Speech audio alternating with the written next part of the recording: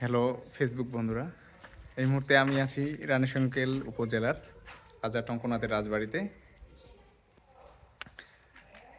দেখতে পাচ্ছেন রাজার সেই রাজবাড়ির অবশিষ্টাংশ। অযত্ন এবং অবহেলায় এর দেওয়ালের যে প্লাস্টার ছিল তা খসে পড়ার উপক্রম হয়েছে। আমার সাথে একজন বিশিষ্ট ব্যক্তি আছেন। আস্তে করে আমি চেষ্টা করতেছি ক্যামেরা নিয়ে আসার জন্য। এই যে মাহবুব ভাই, আপনাদের সকলের সুপরিচিত আমাদের মাহবুব ভাই। মাহবুব ভাই কেমন আছেন?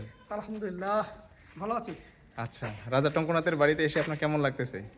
হ্যাঁ, রাজা টঙ্গনাথের বাড়ি মানে তো ঐতিহ্য। হ্যাঁ, এটা রানীশংকেলের এটা একটা ঐতিহ্যবাহী। পুরাতন ঐতিহ্য। হ্যাঁ, এবং প্রত্নতাত্ত্বিক সৃষ্টিগুলোর মধ্যে অন্যতম একটি। চাইলে আপনারাও ঘুরতে আসতে পারেন রানীশংকেলের এই অপরূপ সুন্দর রাজবাড়িতে। পরিবারদের সাথে পিকনিক করতে আসতে পারেন। আচ্ছা মাহবুব ভাই, কেমন লাগতেছে আপনার এখানে এসে?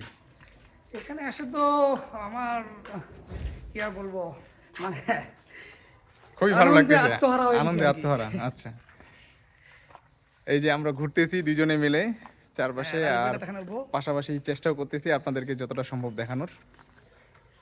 এই যে রাজবাড়ির অপরূপ সৌন্দর্য, মাহবুব ভাই ঘুরতেছে।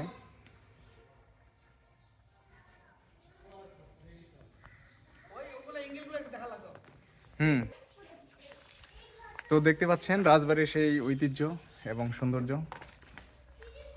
আস্তে আস্তে আমরা ভিডিওটি শেষ করব, আর একটু দেখাবো আপনাদের। মাহবুব ভাই আসেন। আচ্ছা, এদিকে একটি অন্দরমহল বা গুহা রয়েছে, যেটা আমি শুনতে পাচ্ছি। তো চলুন আপনাদেরকে একটু দেখানোর চেষ্টা করি। পরিষ্কার আছে। হ্যাঁ, এই রাজবাড়ি আগে খুবই অপরিষ্কার ছিল, তো এখন ইত্যাদি হওয়ার পর থেকে কিছুটা পরিষ্কার আছে। ঠিক আছে, ধন্যবাদ আপনাদের। ভিডিওটি এখানে শেষ করছি।